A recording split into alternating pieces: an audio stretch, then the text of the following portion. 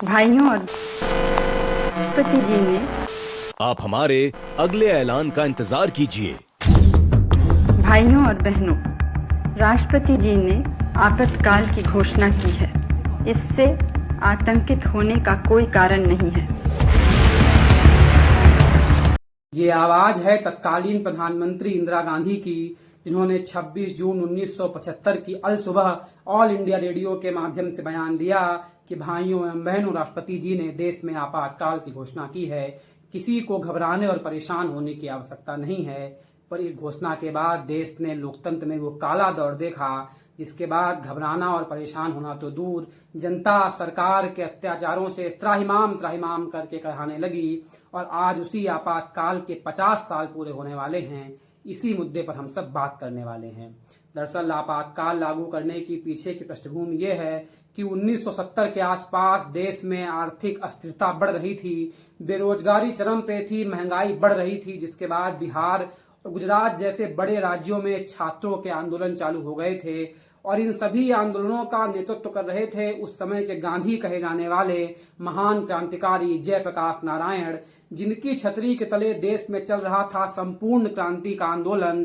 और आज के जो सब बड़े नेता हैं, ये उस समय के युवा नेता हुआ करते थे, चाहे वो लालू हो या मुलायम, अटल बिहारी, ये सब जयप्रकाश नारायण के नेतृत्व तले सरकार के खिलाफ होने वाले अत्याचारों में अपनी आवाज उठा रहे थे। इसके बाद आपातकाल लागू करने का सबसे बड़ा कारण तो उस समय सामने आया जब इलाहाबाद हाई कोर्ट के जस्टिस जगन मोहन लाल सिन्हा ने 12 जून 1975 को 1971 में हुए रायबरेली संसदीय क्षेत्र के लोकसभा चुनाव में जीती हुई प्रत्याशी इंदिरा गांधी की जीत को अमान्य घोषित कर दिया। उनके ऊपर चुनाव में गंभीर धांधली और भ्रष्टाचार के आरोप लगे। अपने राजनीतिक करियर में अस्थिरता और अपने राजनीतिक भविष्य को संकट में देखते हुए जब इलाहाबाद हाई कोर्ट ने 12 जून को इंदिरा गांधी को जीत को अमान्य घोषित किया, उसके बाद 25 जून 1975 की मध्य रात्रि को इंदिरा गांधी ने तत्कालीन राष्ट्रपति फखरुद्दीन अली अहमद के माध्यम से देश के ऊपर आपातकाल की घोषणा कर दी। आपातकाल लागू होते ही जनता के ऊपर अत्याचारों का वो बड़ा दौर चालू हुआ, जिसे कभी भी भुलाया नहीं जा सकता है। देश के सभी बड़े विपक्षी नेताओं को, चाहे वो मोरारजी देसाई हों, अटल बिहारी वाजपेयी हों, लाल कृष्ण आडवाणी, सबको जबरिया जेल में ठूंस दिया गया। मीडिया को अपने हाथों की कठपुतली बना लिया गया। अखबारों में आप केवल वही छाप सकते थे जो सरकार कह रही थी। बात तो यहाँ तक कही गई कि उस समय की भारत सरकार को इंदिरा गांधी के छोटे बेटे संजय गांधी पर्दे के पीछे से चला रहे थे। अगले दिन के अखबारों की हेडलाइन क्या होगी, मीडिया में कौन सी खबर छपेगी, ये सब कुछ संजय गांधी ही तय कर रहे थे। ना कोई पत्रिका आजादी से निकल सकती थी, ना कोई अखबार। मीडिया संजय गांधी के हाथों की कठपुतली बन गई थी। पर आप आपातकाल के अत्याचार की इंतहा इसी बात से समझ सकते हैं जब उस समय के युवाओं की जबरन नसबंदी कराई जाने लगी। अधिकारियों और डॉक्टरों पर दबाव डाला गया कि आप हर दिन कुछ नसबंदी करके लाएंगे।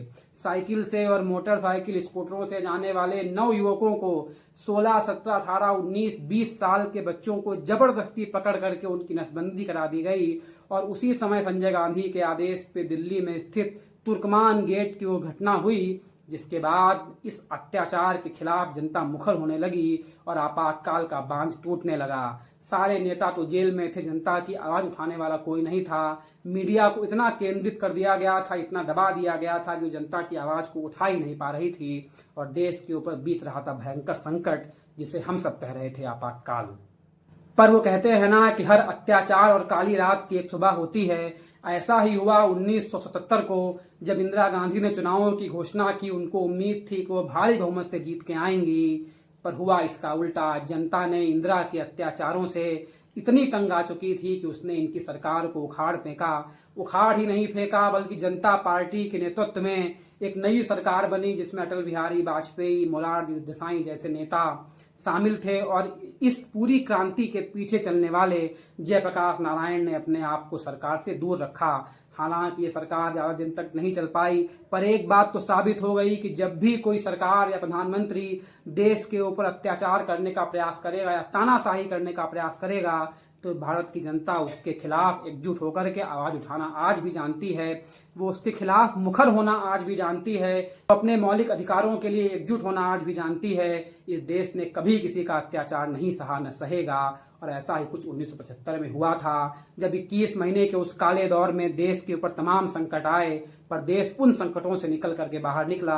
और आज आपातकाल के 50 साल बाद ये बात करना इसलिए आवश्यक है, इसको याद रखना इसलिए आवश्यक है, आने वाली पीढ़ियों को बताना इसलिए आवश्यक है, जिससे आने वाले समय में फिर कोई राजनेता या फिर कोई सरकार इतनी क्रूर होकर के ऐसा फैसला ना कर सके जिससे फिर कभी देश में आपातकाल ना लग सके, जिससे फिर कभी देश के लोकतंत्र के ऊपर काले बादल ना छाए सकें, जिससे ये देश का लोकतंत्र हमेशा फलता फूलता रहे। इस पूरे मुद्दे पर क्या है आपके विचार, हमें कमेंट बॉक्स में बताएं। और अगर ये वीडियो आपको अच्छा लगा हो तो इसको लाइक करें, शेयर करें, अपने दोस्तों को भेजें, परिवार वालों को भेजें, सबको बताएं कि क्या हुआ था आज से 50 साल पहले आपातकाल में। देखते रहिए सत्यपथ, लाइक करिए, शेयर करिए और सब्सक्राइब करिए। धन्यवाद।